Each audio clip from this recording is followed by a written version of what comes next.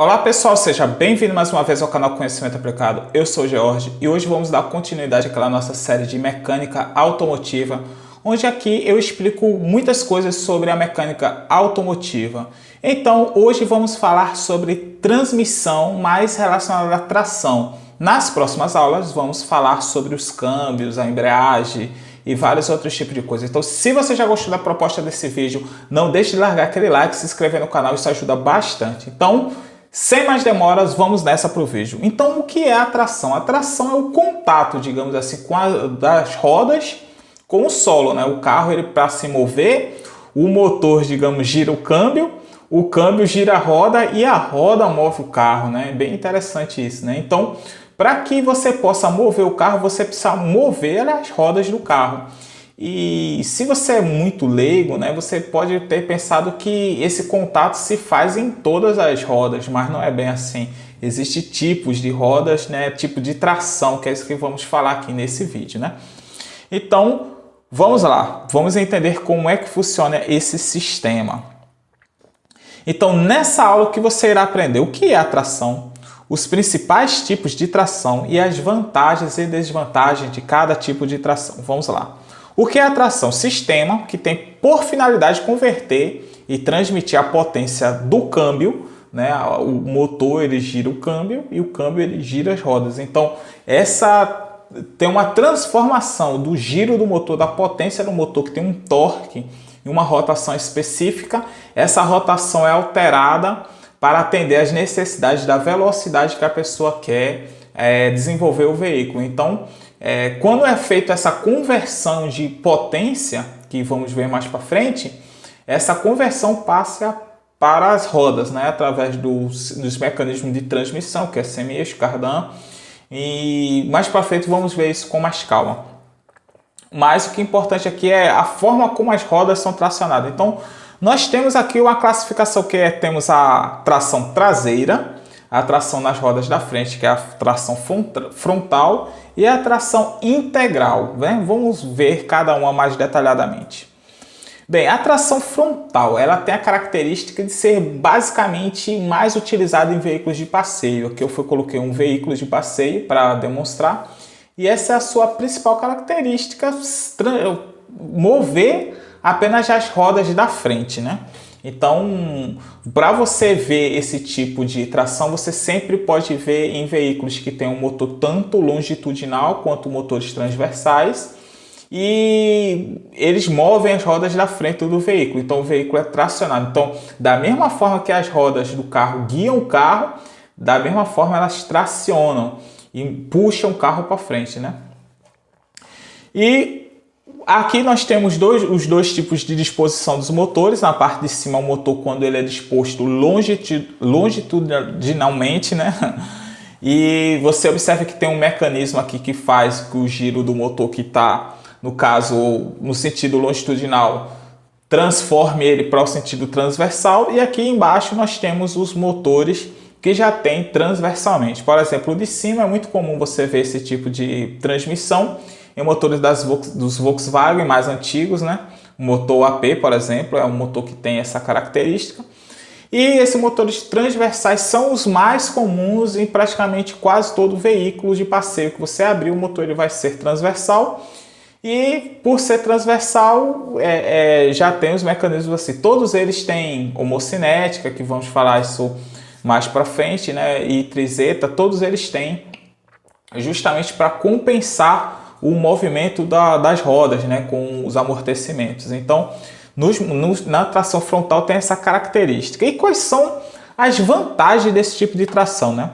Ele é mais barato, porque você tem menos elementos no motor, tal, então por isso ele é mais barato.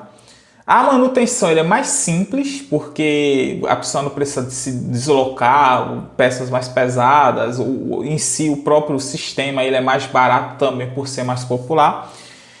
E como é que se chama? Ele tem menos peso, né? Então, por ser um sistema mais curto, ele tem muito menos peso no motor. Agora, quais são as desvantagens, né? Não é bem uma desvantagem, uma vez que é praticamente utilizado somente em veículos de passeio. ele não suporta grandes potências, né? Então, se você quer um motor que tenha grandes potências, a homocinética ali, digamos assim, é o principal problema de não suportar grande potência, bem como a trizeta e tal. São elementos que não aguentam grande torque, então pode vir a quebrar. E a distribuição dinâmica do peso, né? Porque uma vez que ele é todo na frente, todo o peso está na frente do veículo, né? Então, quando o veículo se desloca, existe uma distribuição dinâmica do peso que dificulta isso, né? Mas como também são veículos de passeio, isso também não influencia muito, né? Então, essa é a principal característica das transmissões frontais, né? Da tração frontal. A tração traseira, principalmente em veículos esportivos e veículos de carga também, né? Picapes, caminhões, a tração é basicamente traseira. E você nunca vai ver um motor transversal com tração traseira, né? Abriu o capô, o motor é transversal, você já sabe que a tração dele é frontal, não tem como ser tração traseira. E qual é o motivo, basicamente, que tem essa tração traseira? Porque, além de suportar mais cargas, como veremos mais para frente, na hora de você subir uma ladeira, a distribuição dinâmica do peso, né, faz com que o centro de massa, por exemplo, fique mais voltado para a traseira do veículo. Isso diminui basicamente o atrito. Bem como em arrancadas, o veículo que vai arrancar, você também vê esse deslocamento da massa mais partindo para a traseira. Então o atrito, o contato das rodas que estão promovendo a tração fica muito melhor. É aquela velha história, quando você vai acelerar o carro, a frente do carro levanta. Então imagine que se ela levantar demais, a tração, o contato com o solo se perde, né? Então é por isso que a tração na traseira ela tende a segurar mais essa tração. Então o principal elemento que é característico, digamos assim, nos motores que eles têm, que são na frente do veículo, né? Então, os motores que são na frente do veículo e possuem tração traseira, ele tem o cardan. Aqui, por exemplo, no Porsche, que eu coloquei nessa ilustração, ele não tem um motor na frente, o motor dele é atrás, justamente para poder dar mais peso nessa roda que dá a tração, né? Então, ele não possui cardan. Mas na maioria dos veículos que tem um motor na frente, possui o cardan, que é esse elemento aqui, que está aqui na imagem. E ele é justamente o oposto da tração traseira, da tração frontal, né? Que ele melhora a distribuição dinâmica do veículo, né? E suporta potências mais elevadas. Contudo, ele é um sistema muito mais caro, mais pesado e também tem uma manutenção mais cara. Por mais que eu poderia dizer assim, e o carro que ele já tem o motor atrás e a tração é atrás. É mais caro por causa do preço do carro, né? Mas se fosse um carro, digamos assim, de passeio com motor atrás, que hoje em dia não tem mais, não seria tão caro assim. Seria basicamente o mesmo preço assim, da tração frontal, né? Mas você não encontra veículos de passeio com o motor atrás. Então vamos lá, e agora vamos falar sobre a tração integral, né?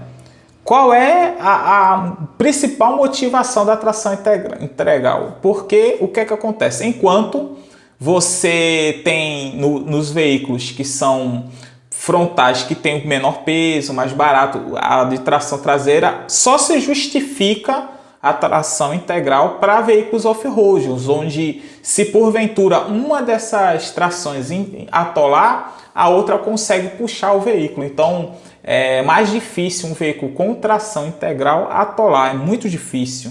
Justamente por causa disso, claro, que não é só isso que vai fazer, também tem o tipo do pneu, o peso do veículo, várias outras coisas vão influenciar para o veículo não atolar, mas digamos assim que é a tração integral. E ela tem uma grande desvantagem, que ela rouba muito mais energia para transmitir essa potência do que o frontal ou traseiro, né? Então o frontal ele rouba muito menos energia, já que o motor está na frente, os elementos são mais leves, de ligação são mais leves. A tração traseira já rouba um pouco mais de energia e a tração integral rouba praticamente muito mais energia do que ambos. É como se roubasse os dois somados, né? Então é por isso que todos os veículos que são 4x4, né, tração integral, e você desacopla ou a transmissão traseira ou a transmissão dianteira, digamos assim, geralmente você desacopla a transmissão dianteira, você desacopla para poder economizar a energia no motor, o motor ficar mais livre, mais solto, né? E você também sempre vai ver os veículos que são tração 4x4 com motores longitudinais, você nunca vai ver com motores transversais, né?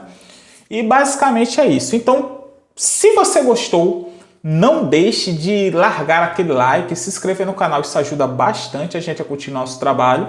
E comente, deixe alguma sugestão, porque isso ajuda bastante a eu saber o que é que vocês querem e poder promover o melhor conteúdo, né? Eu sempre respondo as dúvidas das pessoas que entram em contato comigo. E se você quiser entrar em contato comigo, você pode entrar em contato comigo pelo WhatsApp ou pelo Instagram, que eu vou entrar em contato com você. Então, muito obrigado e até a próxima.